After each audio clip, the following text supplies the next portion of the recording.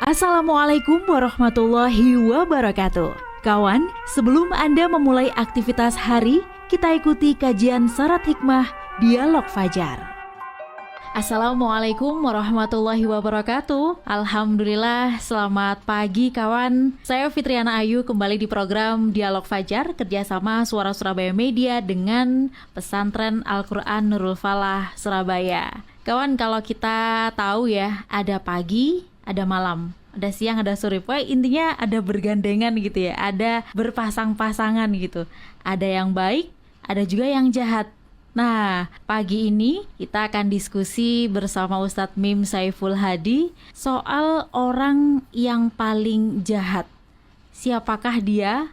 Naudzubillah ya. Tapi kita juga harus tahu kawan, supaya kita tidak menjadi orang yang paling jahat. Nah, tapi saya sapa dulu. Assalamualaikum Ustadz Mim. Waalaikumsalam warahmatullahi wabarakatuh. Alhamdulillah, sehat ya Ustadz ya? Alhamdulillah, kalau lihat wajah saya kayaknya nih sehat Mbak. Baik ya Ustadz, bukan jahat. Alhamdulillah, sehat luar biasa ya. Alhamdulillah. Allah mengaruniakan kesehatan sehingga bisa berjumpa. Betul, ngobrol Ustaz. bersama di pagi hari ini. Alhamdulillah, Ustadz Mim. Orang yang paling jahat ada ya Ustadz ya di dunia ini Ustadz ya? Oh ada, pasangannya orang hidup ya. Iya gitu ya Ustadz ya, ada Iya. baik, ada jahat. Monggo Ustadz Mim, supaya kita tidak menjadi orang yang paling jahat dan kita tahu tanda-tandanya supaya kita tidak menjadi orang paling jahat. Monggo Ustadz Mim. Baik, terima kasih Mbak Ayu dan terima kasih kawan-kawan semuanya. Alhamdulillah, tsumma alhamdulillah, alhamdulillah ala kulli halin wa nikmatin wassalatu wassalamu ala Rasulillah Muhammad la nabiyya ba'dah wa ala alihi wa sahbihi ajma'in. Amma ba'du. Kawan-kawan yang dirahmati Allah, pagi hari ini senang sekali saya bisa kembali menyapa dan ikut menghantarkan pertemuan kita dengan Sang Surya di Masya pagi Allah. yang penuh ceria gitu ya. Alhamdulillah, Insya Allah. Dengan kalimat-kalimat yang baik, dengan sapaan-sapaan yang baik, dengan pikiran-pikiran yang baik, dengan tanda-tanda yang menuntun kita untuk melakukan kebaikan-kebaikan dan menjauhkan kita dari keburukan. Kawan, saya akan mengutip sebuah makalah ya, yang sekali lagi saya kutip dari kitab Nasaihul Ibad. Begini bunyinya. Bismillahirrahmanirrahim. Wa khoslatani la syai'a akhbathu minhuma asyirku billah wa dhurru bil muslimin. Dua hal yang tidak ada sesuatu pun melebihi jahatnya, yaitu orang yang menyekutukan Allah dan mendatangkan bahaya kepada kaum muslimin. Jadi kalau melihat dari makalah ini, saya jadi teringat kisah dari seorang tokoh nasional, Mbak Ayu. Saya tidak menyebut namanya. Kemudian tokoh nasional ini bersahabat dengan salah seorang dubes ya, duta besar yang bertugas di Indonesia. Saking akrabnya, saking akrab ini tokoh kita sama tokoh internasional itu, baiklah orangnya ini, baik sekali. Ya tentu yang tokoh nasional ini seorang Muslim, seorang mukmin yang baik ya, sangat dikenal kebaikannya. Kemudian sahabatnya ini ya kanthi agama lah ya. Ya, tapi orang sikapnya baik. Kemudian berpisah gitu, juga bertugas di Indonesia. Kemudian karena memang pada saat tokoh nasional ini dulu sekolah di negaranya, itu sempat diskusi, sempat bersama gitu ya. Sehingga ketika temannya dulu dia bertugas di Indonesia, ketemu dan akrab, dan luar biasa akrabnya. Sehingga bercerita beliau ini tentang kebaikannya, kedekatannya. Sampai-sampai suatu ketika beliau jadi pejabat penting di negaranya, dia berkunjung, tokoh nasional kita ini disambut mulai dari turun dari bandara, diantar kemanapun pergi, kemudian dijaga, diikuti, pokoknya tidak boleh orang lain melayani dia, walaupun dia pejabat penting di negaranya.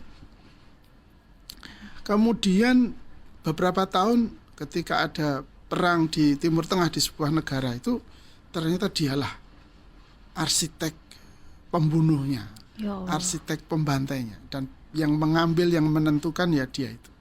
Betapa kecewanya, dalangnya dia.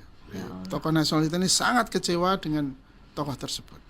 Saya sejak itu jadi ingat gitu bahwa inilah perbuatan orang yang tidak Jahat. mengenal Tuhan itu ya.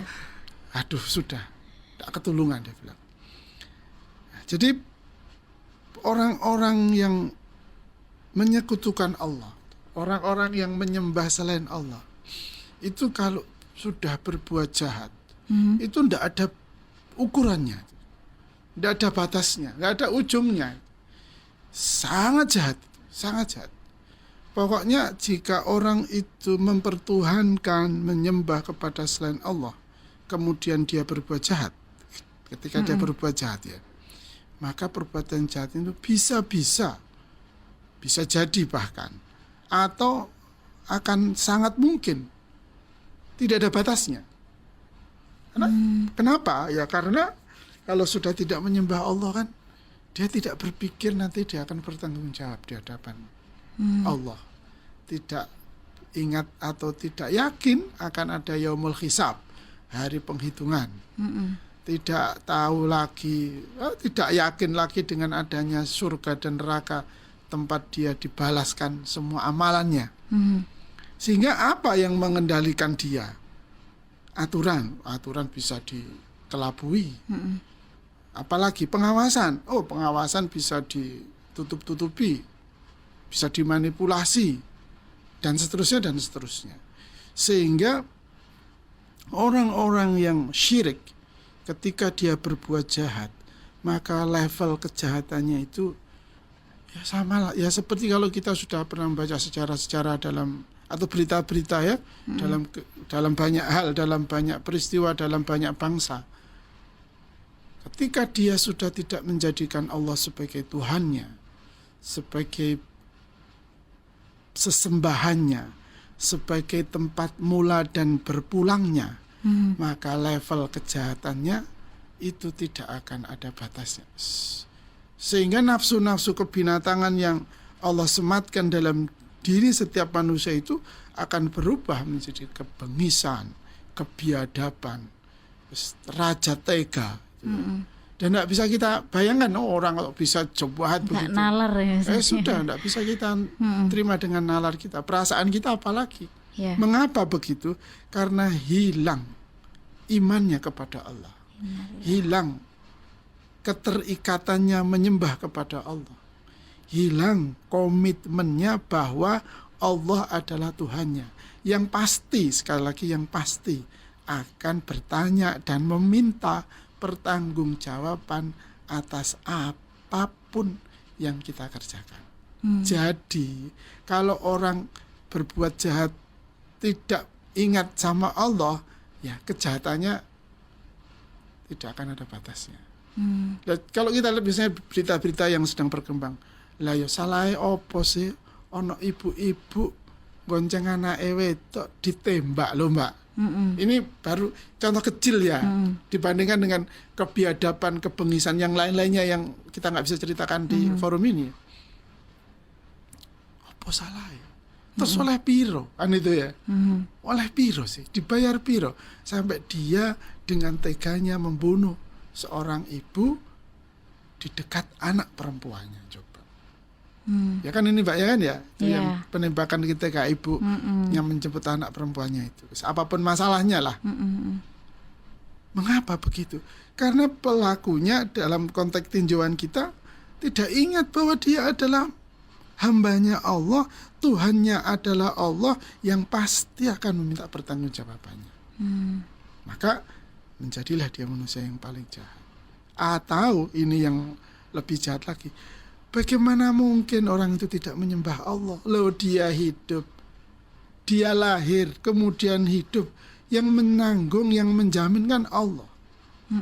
Ya, sekali lagi, kita lahir kemudian hidup. Siapa? hanya Allah yang menjamin dan menanggung kita. Lah kok kita nggak mau menyembah Allah? Wong kalau misalnya kita saja ini paling sudah nggak sebanding sebenarnya ya. Kita memberi sesuatu kepada orang dan orang itu misui kita misalnya. Wes muangkel toh Mbak ya. Itu nggak sebanding, saya kira nggak ada banding. Sementara Allah menciptakan alam raya begitu luar biasanya. Semua kenikmatan digelar di bumi ini. Entah siapapun dia bisa menikmati dengan leluasa. Gitu. Terus kemudian ia tidak menyembah Allah. Dia tidak berbakti kepada Allah. Itu berarti orang yang sudah yang paling jahat. Terus ditanggung, dijamin uripe toh. Malah wani, malah berani, malah menentang. Membantah. Mengabaikan. Menghinakan bahkan terhadap Allah. Itu paling jahat. Nah, yang kedua adalah yang membahayakan sesama manusia. Kalau contoh-contoh kita kemarin ketemu tok melenek ya. Yang ini lebih dari itu. Dengan kehadirannya atau dengan adanya terjadilah kekacauan. Terjadilah keributan. Pokoknya nek gak ribut berarti gak ono arek iku. Misalnya kan lho. Atau lebih dari itu, yang membuat orang terancam, terintimidasi, hidupnya dalam bahaya. Apa? Siapa ini? Ya orang yang suka menteror, orang yang suka membuat orang terancam, kan banyak sekali ya, berbagai macam bentuk ancaman. Ya beberapa waktu yang lalu sampai ada orang yang bunuh diri ya di dekat ini ya. Kenapa katanya diancam oleh terlilit pinjaman online misalnya gitu. Dia diteror oleh debt kolektornya misalnya begitu. Nah, praktik-praktik hidup bekerja bahkan atau atas nama apapun yang kemudian menciptakan rasa takut, orang merasa dalam bahaya, itu adalah perbuatan yang paling jahat. Itu perbuatan yang paling jahat. Ya, kita kan bisa merasakan bahaya ya kalau kita terancam ya, merasa terintimidasi, selalu dalam bahaya, diketing terus uripe misalnya gitu. Itu kan ya apa jadi sumpek wis. Sehingga membuat orang itu menjadi pikirannya buntu. Tidak punya harapan. Perbuatan-perbuatan seperti inilah yang disebut oleh makalah ini terkategorikan sebagai orang yang paling jahat. Ya. Ada anggapan itu gini Ustadz, kenapa ya orang baik itu kok meninggal gitu ya Ustadz. Nah, orang-orang jahat ini loh kok masih banyak. Itu seperti apa Ustadz? Apakah itu orang jahat itu jadi ujian kita atau diberi kesempatan untuk bertaubat atau bagaimana Ustadz? Iya, memang tinjauannya tidak bisa sepihak ya Mbak Ayu ya. Bagi kita ya yang memandang dia jahat itu ya. Berarti kita kan orang lainnya ya, kita orang lainnya. Jadi saya atau kita menasihati atau berpihak kepada korbannya kan itu ya. Ya kepada korbannya. Kalau ketika kita berbicara dengan korbannya, kemudian kita akan mengatakan kepada saudara-saudara kita itu apa yang sebaiknya, pandangan apa yang sebaiknya kita pilih ketika melihat orang seperti itu. Memang hidup mati setiap kita pasti bukan wilayah kita. Itu kan prinsip yang pertama harus kita pegangi. Sekali lagi, hidup mati setiap orang di luar jangkauan kita. Lalu saat itu kalau ada orang membunuh kan juga bisa mati. Iya, dia berhasil membunuh itu kan pasti juga di luar jangkauan kita, misalnya begitu. Nah, oleh karena itu, apa yang harus kita lakukan? Tentu yang pertama ketika kita meyakini bahwa hidup dan mati itu adalah hanya semata-mata kekuasaan mutlaknya Allah, maka sesungguhnya langkah pertama telah berhasil kita lakukan. Bahwa ketika kita melihat orang berbuat buruk, bahkan berbuat jahat, sementara kita tidak mampu untuk mencegahnya, kemudian kita berpandangan bahwa semua ini adalah kekuasaan Allah, maka sesungguhnya kita telah memperoleh satu langkah berhasil, yaitu menenangkan diri sendiri. Karena ada doanya kan, Nabi juga mengajarkan doa kepada kita kan, Bismillahilladzi la yadurru ma'asmihi syai'un fil ardi wala fis sama' wa huwas samiul alim.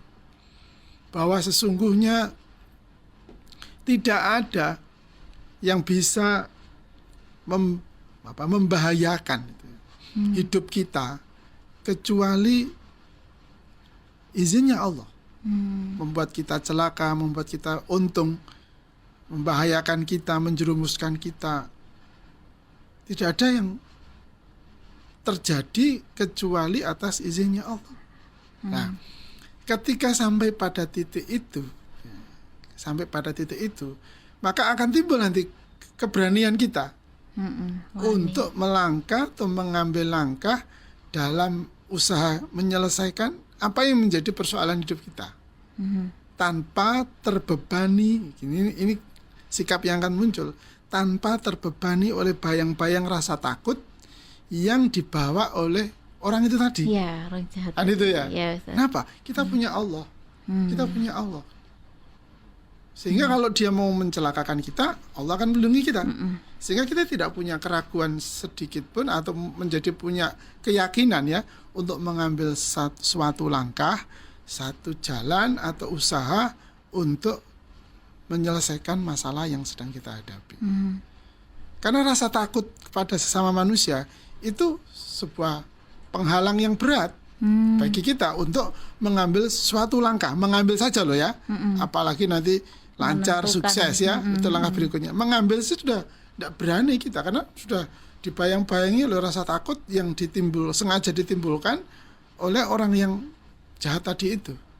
Maka saran saya kepada kawan-kawan yang berada di posisi yang kedua itu ya, yang seolah-olah membenarkan dia melakukan intimidasi, kemudian pengancaman kepada orang lain, hentikan. Itu tidak akan membahagiakan hidup Anda. Tidak akan. Mungkin hanya akan menutupi saat ini, tapi untuk saat yang akan datang tidak ada keuntungan apapun yang dapat kita nikmati dalam hidup ini. Apalagi sudah mati loh ya, dalam hidup. Semoga yang pendek ini bermanfaat, Pak. Amin, insya Allah, Ustadz. Mohon maaf kalau ada yang kurang. Kita terhindar dari sikap-sikap orang yang paling jahat tadi, Ustadz ya. Syirik dan kemudian membahayakan hidup orang lain. Janganlah ya. Insya Allah. Baik, Ustadz Mim, terima kasih sudah diingatkan kembali di program Dialog Fajar pagi ini. Terima kasih kawan, saya Fitriana Ayu dan Ustadz Mim Saiful Hadi pamit. Wassalamualaikum warahmatullahi wabarakatuh. Waalaikumsalam warahmatullahi wabarakatuh. Program Dialog Fajar yang baru Anda simak kerjasama Suara Surabaya dan Pesantren Al-Quran Nurul Falah Surabaya, lembaga dakwah yang amanah, profesional, dan berbasis Al-Quran. Pesantren Nurul Falah mencetak guru-guru Al-Quran dengan metode tilawati dan tahfidz Al-Quran. Informasi dan pemberian donasi hubungi 031 828 1278 atau nurulfalah.org. Wassalamualaikum warahmatullahi wabarakatuh.